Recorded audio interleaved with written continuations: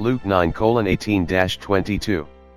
As he was alone praying, or rather apart from the multitude, for the word kappa alpha tau alpha mu omicron nu alpha, here rendered alone, excludes not his disciples, but the multitude, now sent away when they were filled, as appears from Mark 4:10, where the same word is used, and where we read, when he was alone, kappa alpha tau alpha mu omicron nu alpha, apart from the multitude, they that were about him, with the 12, asked him of the parable, or the expression here, kappa alpha tau alpha mu omicron nu alpha pyro omicron sigma epsilon upsilon chi omicron mu epsilon nu omicron, may be rendered, as he was praying alone, or by himself.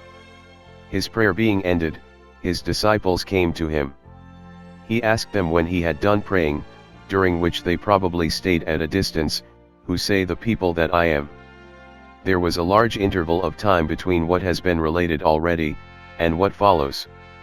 The passages that follow were but a short time before our Lord suffered, came into the coasts of Caesarea Philippi, the city, while in the possession of the Canaanites, was called Lesheim, Joshua 19:47, and Laish, Judge 18:27. But when the children of Dan took it, they named it after their progenitor. In latter times it was called Panias, from the mountain beneath which it stood. The situation of Panias pleased Philip the Tetrarch so exceedingly, that he resolved to make it the seat of his court. For which purpose he enlarged and adorned it with many sumptuous buildings, and called it Caesarea in honor of the Roman emperor.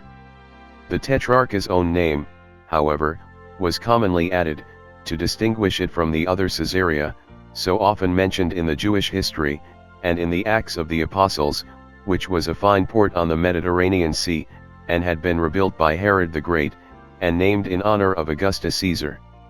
McKnight. Josephus gives Philip so good a character, that some have thought our Lord retired into his territories for security from the insults of his enemies elsewhere. He asked his disciples, who do men, Luke says, the people, say that I, the Son of Man, am? Who do they take me to be, who am really a man, born of a woman, and in outward appearance a mere man? Or, as some understand the expression, who do men say that I am? The Son of Man? Do they say that I am the Son of Man, the Messiah? So McKnight, with some others, thinks the words ought to be placed and pointed, to make them agree with the question which Christ afterward proposed to his disciples, namely, but who say ye that I am? Words which imply that he had not yet directly assumed the title of the Messiah, at least in their hearing. Dr. Lightfoot, however, conjectures that Christ here inquires, not barely whether the people thought him to be the Christ, but what kind of person they thought him to be, the Jews then doubting concerning the original of him who was to be the Messiah, and whether he was to come from the living or the dead.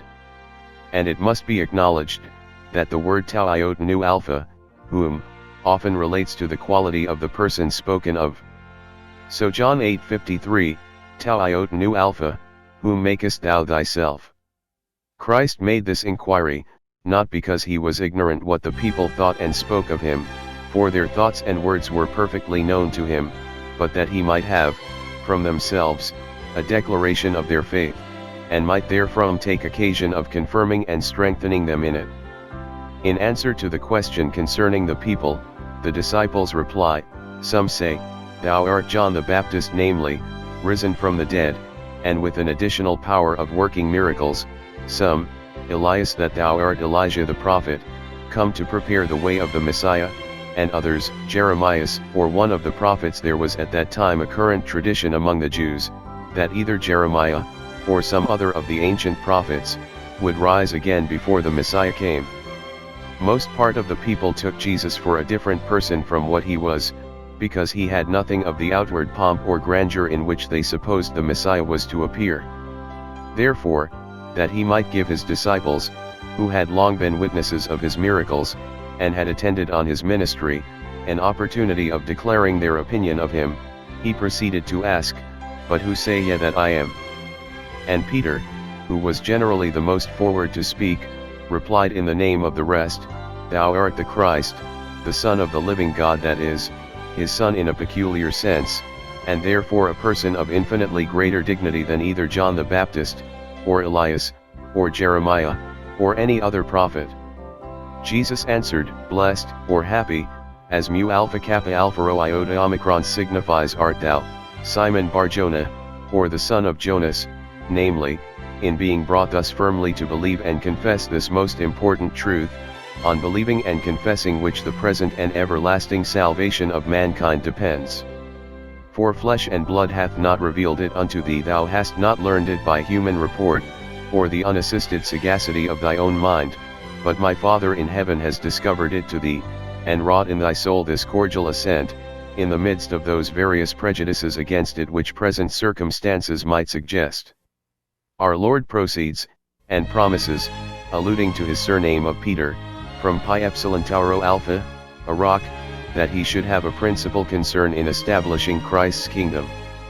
Thou art Peter, as if he had said, Thou art, as thy name signifies, a substantial rock, and as thou hast shown it in this good confession, I assure thee that upon this rock I will build my church.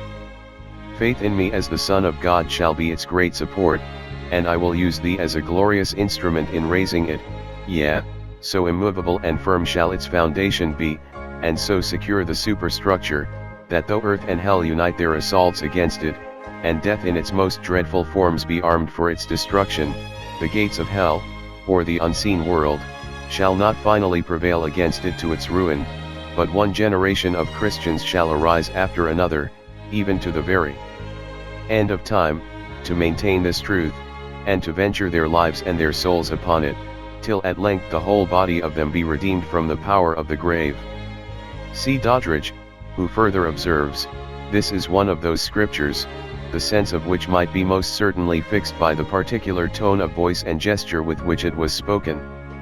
If our Lord altered his accent, and laid his hand on his breast, it would show that he spoke, not of the person, but of the confession of Peter, as most Protestant divines have understood it, and meant to point out himself as the great foundation. Compare 1 Corinthians 3:10-11.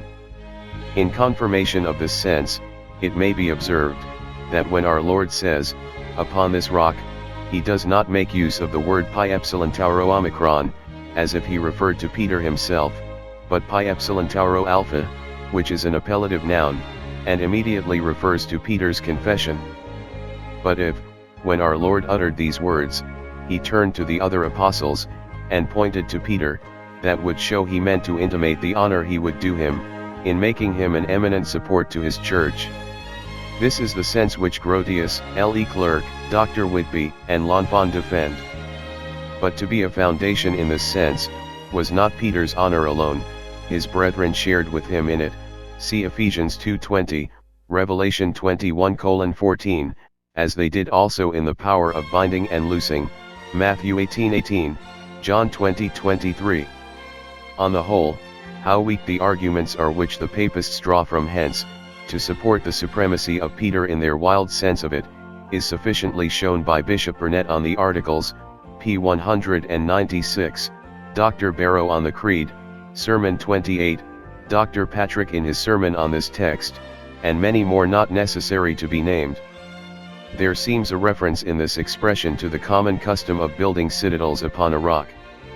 The gates of hell as gates and walls were the strength of cities, and as courts of judicature were held in their gates. This phrase properly signifies the power and policy of Satan and his instruments, shall not prevail against it, not against the Church universal, so as to destroy it. And they never did, for there hath been a small remnant in all ages. And they never will, for faithful is he who hath made this promise, and he will certainly fulfill it.